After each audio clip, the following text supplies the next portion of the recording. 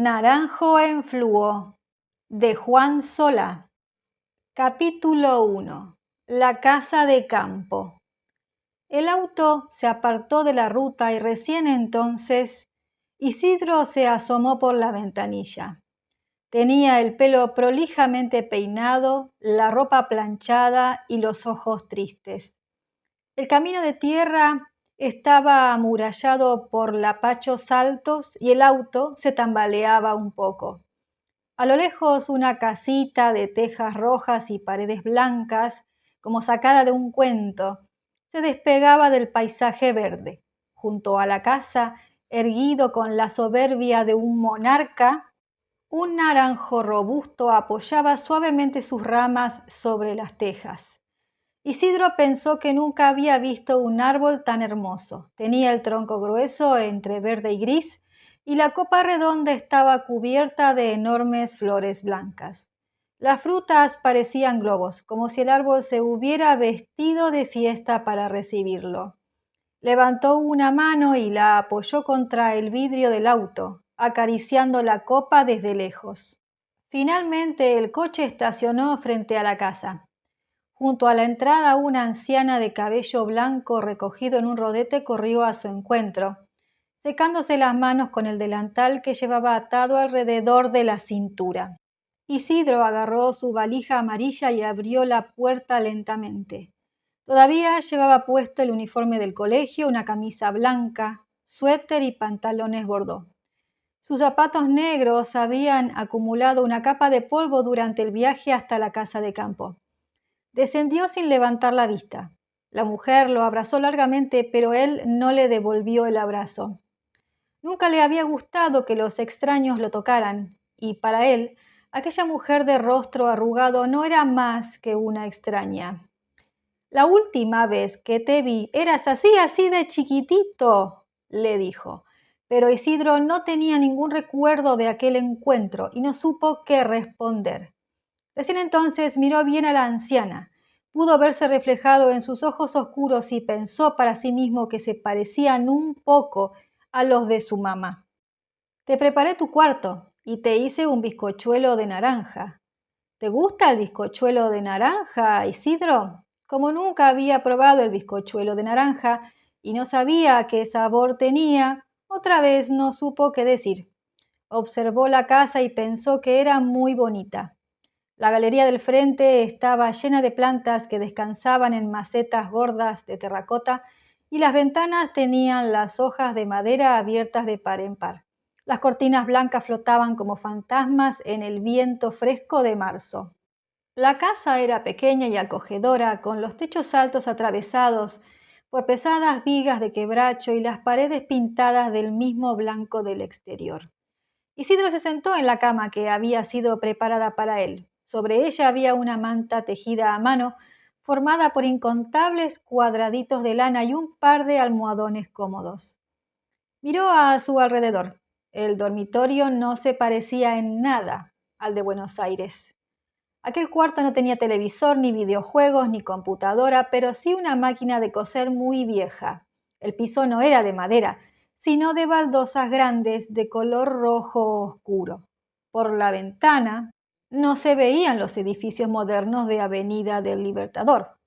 En cambio, un grupo de pájaros lo espiaba con curiosidad desde las ramas del naranjo en flor. Isidro pensó que tendría que mantener aquella ventana cerrada. La abuela se apoyó en el marco de la puerta. ¿Todo bien, Isidro? ¿Acá hay internet?, preguntó él a su vez. La anciana dejó escapar una carcajada bondadosa, lo miró dulcemente y giró sobre sus talones alejándose por el pasillo. Vení rápido, que te hice un café con leche. Isidro abrió la valija amarilla y encontró adentro la ropa que alguien había doblado, su computadora portátil, chocolates, un álbum de figuritas de los jugadores del fútbol español y una foto de sus papás.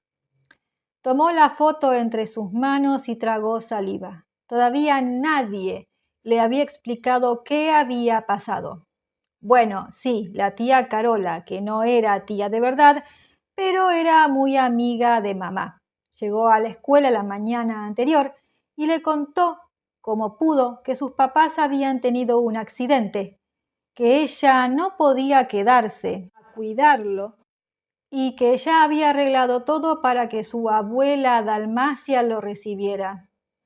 Pero nadie le explicó por qué sus papás se habían muerto y por qué ese colectivero había ido a trabajar sin dormir y qué pasaba cuando a uno se le mueren los padres a los 12 años. Tampoco le dijeron por qué no pudieron despedirse o por qué sentía que le ardía el corazón. No sabía si aquel ardor iba a durar para siempre. A lo mejor, pensó, tendría que averiguarlo solo.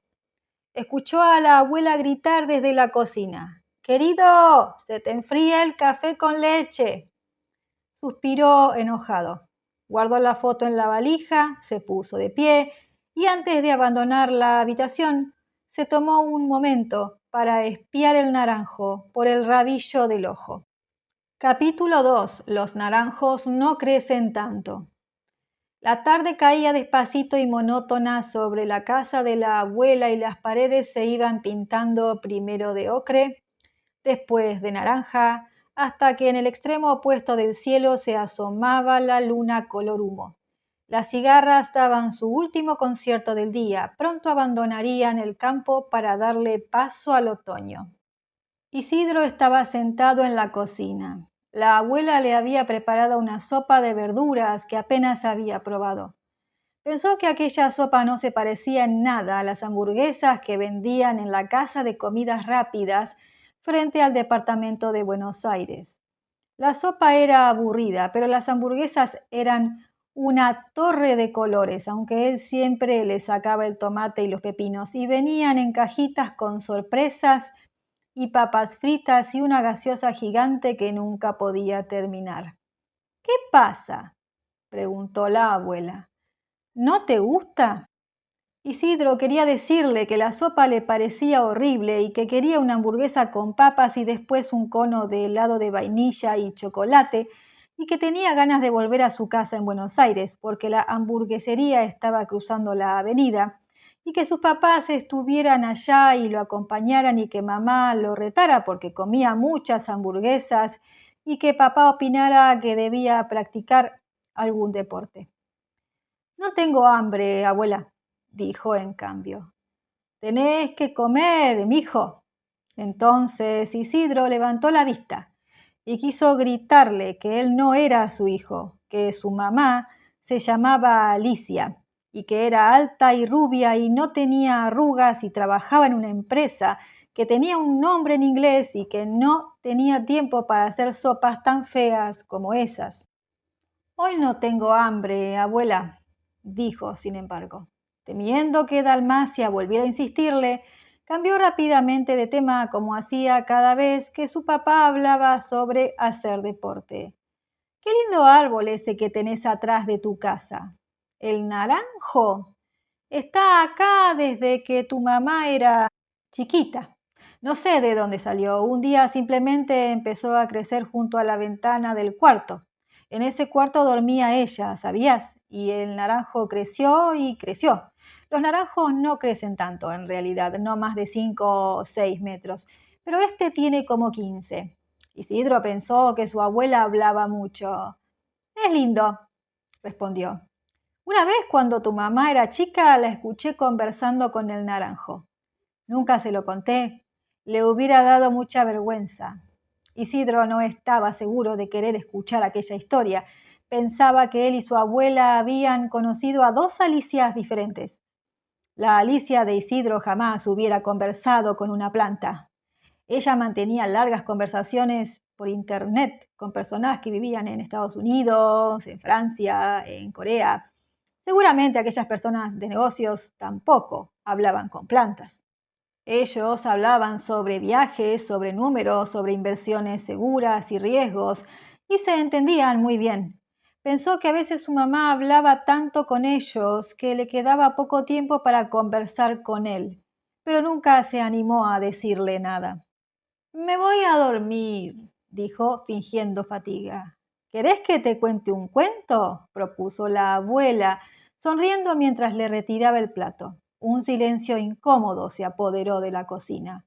No, respondió él, y se fue. Capítulo 3. Naranjo en fluo. La quietud del campo era interrumpida constantemente por el chillido de alguna lechuza o el canto de las ranas, que lo sobresaltaban justo cuando cerraba los ojos para dormir. Detrás de la cortina cerrada el campo era un misterio. Pasaron varias horas, no supo cuántas, hasta que por fin llegó el silencio. Un silencio pesado, como el que hay que hacer cuando están bajando la bandera. Una quietud tal que lo hizo pensar que todos los bichos y hasta el viento se habían quedado dormidos. Y entonces la luz. La ventana del dormitorio se encendió por completo como si un auto hubiera estacionado frente a ella con las luces altas. Pero aquella era una luz diferente, la luz de un amanecer súbito. Isidro abrió los ojos, aterrorizado.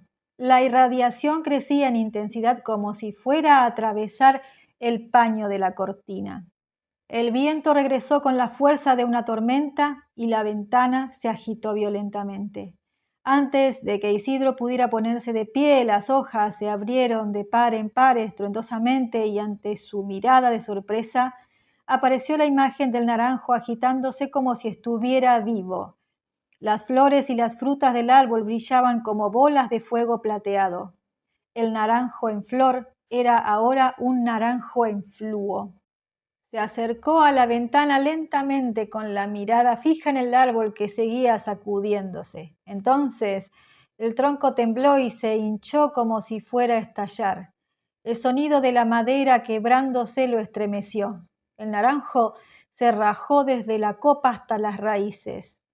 Del centro del árbol escapó toda la luz y una sombra siniestra como un puma negro emergió del interior. Todavía enceguecido, Isidro no fue capaz de observar el animal en detalle. El bicho dio una vuelta alrededor de la copa, como flotando, y escapó a toda velocidad hasta perderse en el verde oscuro del campo. Entonces una nueva silueta emergió de las entrañas del naranjo, pero ésta era traslúcida, como hecha de humo plateado. El zorro de patas delgadas emitió un aullido penetrante y enseguida corrió detrás de la sombra, confundiéndose con la luz de la luna que bañaba el campo. Sin saber bien por qué, Isidro se puso las zapatillas y saltó por la ventana.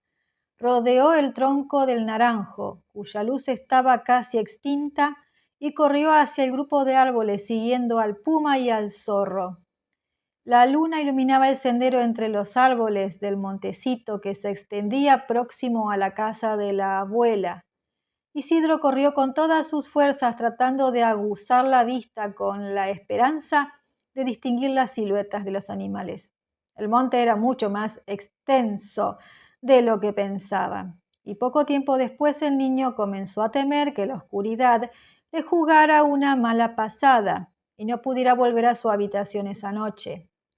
Se detuvo junto a un lapacho, apoyándose en el tronco y tomando aire a bocanadas. Miró hacia atrás y luego a ambos lados, buscando orientarse, pero era como si el sendero que la luna había iluminado hacía un momento hubiese sido tragado por la más tenebrosa oscuridad. Un sonido gutural, mezcla de gruñido y lamento, lo sobresaltó.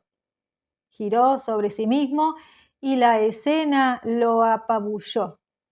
Tendido sobre el suelo del monte, el zorro blanco de humo estaba a punto de ser asesinado por el puma de sombra. Isidro pudo distinguir bien a los oponentes esta vez.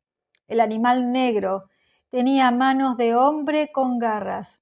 Su cuerpo felino estaba cubierto de plumas negras y su rostro no era el de un puma, sino el de un niño pálido con los ojos inyectados en sangre.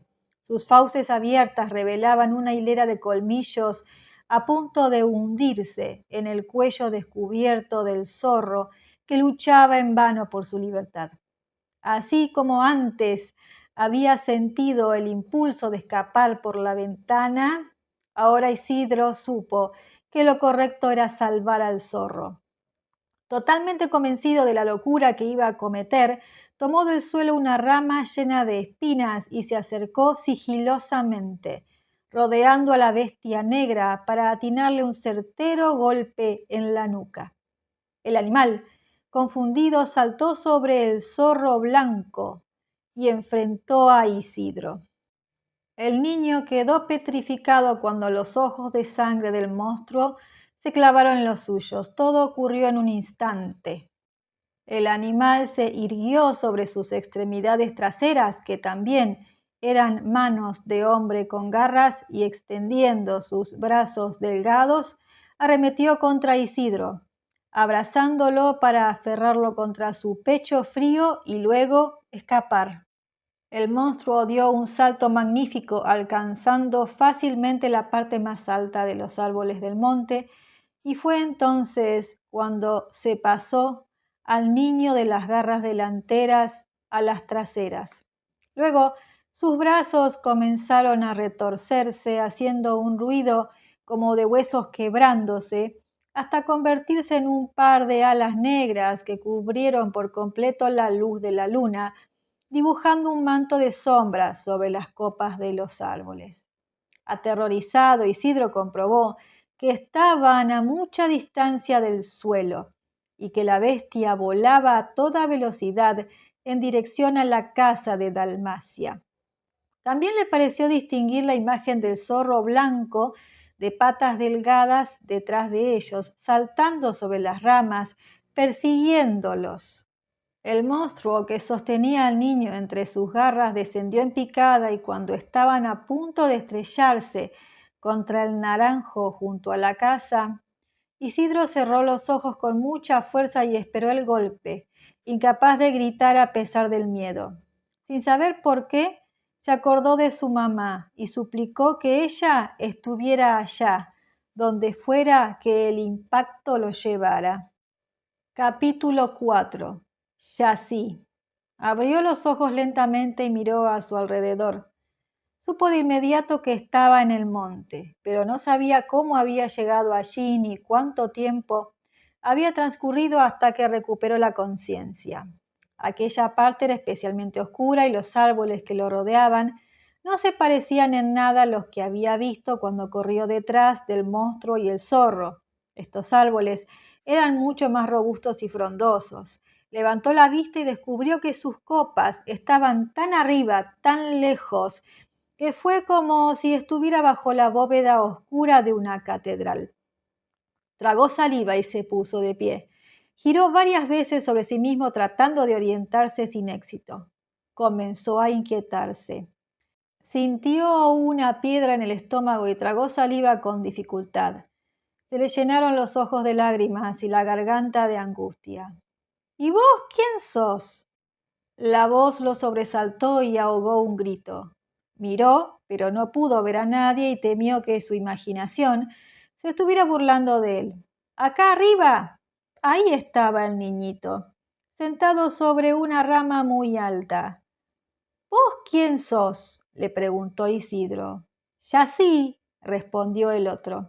Sus bucles blancos le caían hasta los hombros, enmarcando un rostro moreno. Llevaba puesto un trajecito de una sola pieza, hecho de cuero, y tenía los pies desnudos.